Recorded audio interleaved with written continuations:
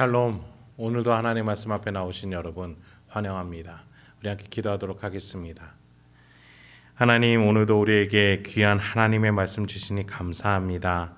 이 말씀을 통해서 오늘도 우리가 좌우로 흔들리지 아니하고 명예롭게 살아갈 수 있도록 깨닫게 하여 주시옵소서. 지혜를 주시옵소서. 용기와 소망을 허락하여 주시옵소서. 이 모든 말씀 예수님의 이름으로 기도했습니다. 아멘. 오늘 함께 살펴본 말씀 마태복음 22장 41절에서 46절까지, 마태복음 22장 41절에서 46절까지 함께 살펴보겠습니다. 오늘도 우리를 명예로운 삶으로 인도해 주시는 우리 주님을 찬양합니다. 우리 예수님께서 예루살렘에 입성하셔서 성전을 정결케 하시고 또 여러 가지 가르침을 전하시니 바리새인이나 사두개인 또 많은 이들이 이런 질문을 갖게 됩니다. 예수의 가르침은 과연 어느 학파에 속했길래, 누구로부터 전수받았길래, 어디에서 시작했길래 우리가 알던 것과 전혀 다른가? 그래서 바리새인들은 예수님과 세금 논쟁을 펼쳤고 사두개인들은 부활 논쟁을 펼쳤죠. 또 어떤 이는 가장 큰 계명, 그러니까 예수께 당신 생각하기에 가장 중요한 건 뭡니까? 이렇게 묻기도 했습니다. 그 예수님의 대답들을 들은 그 누구도 가히 예수님의 신학을, 생각을 무시할 수 없었습니다. 너무나도 탁월하셨기 때문이에요. 왜 예수님이 이러실 수 있으셨을까요?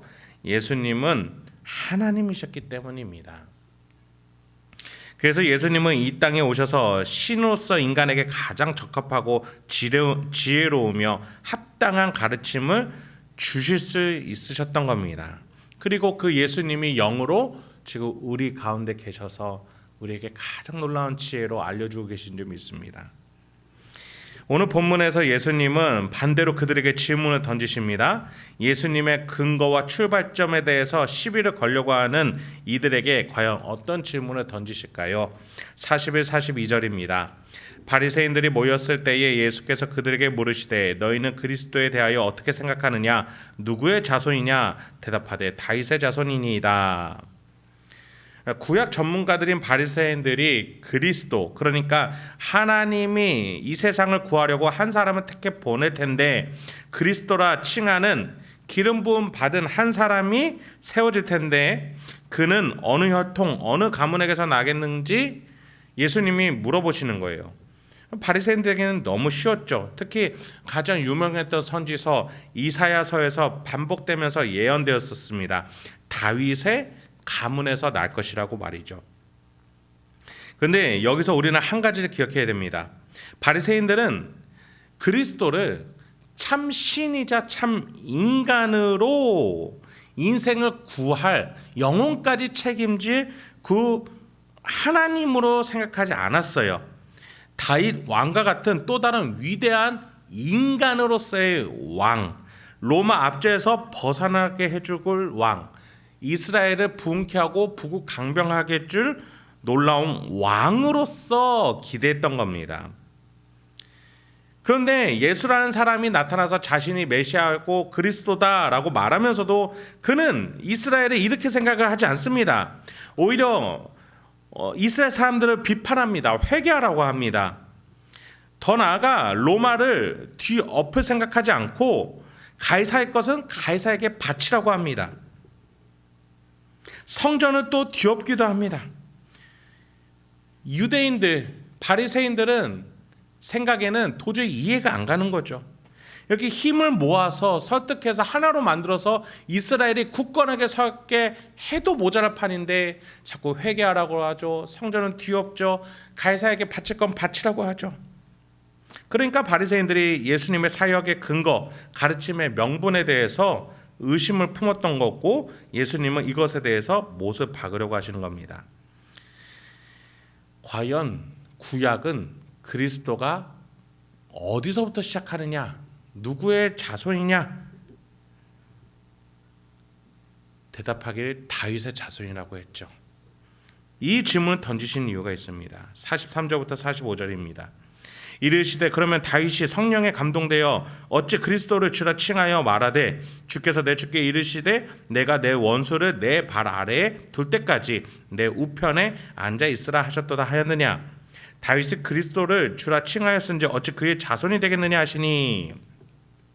예수님이 좀 헷갈리게 질문을 던지세요.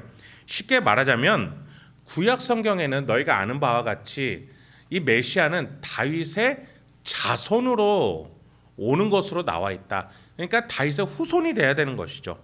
그런데 다윗이 한 번은 성령에 감동되어서 예언하기를 어떤 한 장면을 봤어요. 보니까 성부 하나님이 성자 하나님 그 메시아 그리스도에게 말씀하시는 거예요.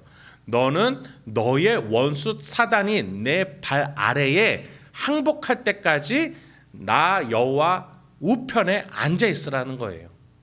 그냥 인간이 아닌 거죠. 참 신이자 참 인간으로서 이 메시아를 다윗이 고백하지 않았느냐? 한번 너희가 대답해봐라. 이 그리스도가 인간이라면 그냥 다윗의 혈통 후손이어야 되는데 다윗이 오히려 말하기를 자신이 주라고 말하는 그리스도 메시아라고 말하는 그 한 사람은 하늘 보좌 우편에 앉아있던 사람이다. 그 사람이다. 신이었다. 그렇다면 너희가 한번 대답해봐라. 다윗의 후손이면서 어떻게 다윗의 신이 될 수가 있느냐? 한번 대답해보거라 라고 예수님은 질문을 던지신 거죠. 지금 우리야 이 예수님이 참 신이자 참 인간이시기 때문에 이게 가능하다라는 것을 알고 있지만 이스라엘 특히 바리새인들 특히 메시아 그리스도가 한 인간으로 올 거라고 믿고 있었던 사람들에게는 이것이야말로 난제 중에 난제였던 겁니다. 그렇습니다. 우리 예수님은 우리를 구하기 위해서 이 땅 가운데 오신 참 하나님, 참 신, 참 구세주신 줄 믿습니다. 이제 46절에서 이 예수님의 해설을 들은 이들이 이런 반응을 보입니다. 한마디도 능히 대답하는 자가 없고 그날부터 감히 그에게 묻는 자도 없더라. 예수님이 예루살렘의 왕으로 임하셨고 재판관으로서 성전을 엎으셨습니다. 이번에는 말씀교사여 선지자가 되어서 말씀을 제대로 가르쳐 주십니다. 예수님이 이렇게 이스라엘의 삶의 인도자요, 영혼의 인도자요, 인생의 인도자로 오셨어요. 신이시면서 인간이시기에 우리를 너무나도 잘 아시고 가장 탁월한 길로 인도해 주시니 그 누가 틀렸다라고 말할 수 있어요? 그 누가 예수님보다 더 잘 인도할 수 있다, 내가 정답이다라고 말할 수 있겠냐는 겁니다.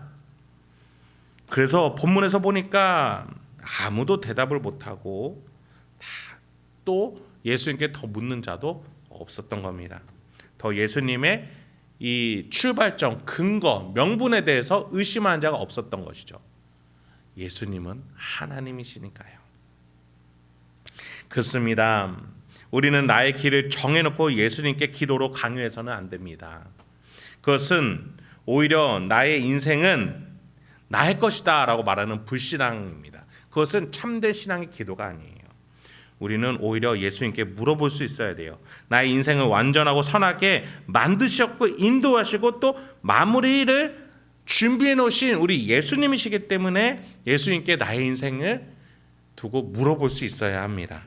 지금 내가 해야 될 선택, 내가 가서 해야 할 언행에 있어서 어떻게 하는 게 좋을 것인지 예수님께 물어보기도 하고 예수님의 가르침에서 따라가기도 하면서 내 심령 가운데에 감동을 주시는 예수님의 그 조명하심을 따라가기도 하면서 그렇게 우리가 명예롭게 살아갈 수 있어야겠습니다. 참 신이자 참 인간이신 예수님을 통해서 여러분과 저의 인생 오늘도 풍성하고 명예롭게 주님의 이름으로 축원드립니다. 함께 기도하겠습니다. 하나님, 오늘도 우리에게 귀한 하나님의 말씀 주시니 감사합니다. 이 말씀을 통해서 우리의 심령이 다시 한번 용기를 얻게 해 주시옵소서.